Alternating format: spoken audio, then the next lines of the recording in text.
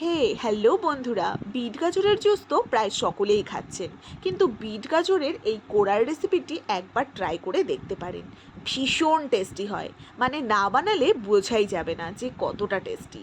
প্রথমেই দিয়ে দিলাম সাদা তেল ফ্রাই প্যানে। এবার তেল যতক্ষণ গরম হচ্ছে ততক্ষণে আমি একটি বিট একদম গ্রেট করে নিয়েছি আর একটি গাজর খুব ভালো করে গ্রেট করে নিয়ে মিক্সিতে সামান্য জল দিয়ে এরকম একদম মিহি নয়, একটু হাতে দানা দানা থাকবে এইভাবে মিহি একটা পেস্ট তৈরি করে নেব। এবার তেল গরম হয়ে এলে তাতে 1 চামচ কালো জিরে, বেশ খানিকটা রসুন কুচি আর পেঁয়াজ কুচি দিয়ে একটু গোল্ডেন গোল্ডেন কালার করে ভেজে নেব।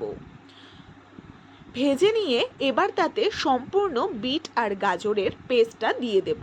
এবার সম্পূর্ণটা আরও 5 মিনিট খুব ভালো করে ভাজা ভাজা করে নেব। সবটাই করতে হবে সমান তালে, নাড়াচাড়া করতে হবে মিডিয়াম ফ্লেমে রেখে। একদম হাই ফ্লেমে রাখবো না, মিডিয়াম ফ্লেমে রেখে বেশ ভালো করে 5 থেকে 10 মিনিট নাড়াচাড়া করে মিশিয়ে নেব। এবার তাতে দিয়ে দেব টেস্ট মতো নুন, সামান্য হলুদ গুঁড়ো আর বড় চামচের 1 চামচ কি 2 চামচ মতন কাঁচা লঙ্কা বাটা।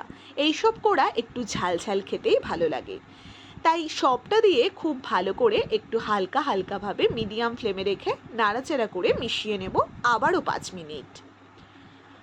5 মিনিট খুব ভালো করে নেড়ে নিয়ে এবার তাতে আমি দিয়ে দিচ্ছি 2টো কাঁচা লঙ্কা আর দিয়ে দেব সামান্য জিরের গুঁড়ো।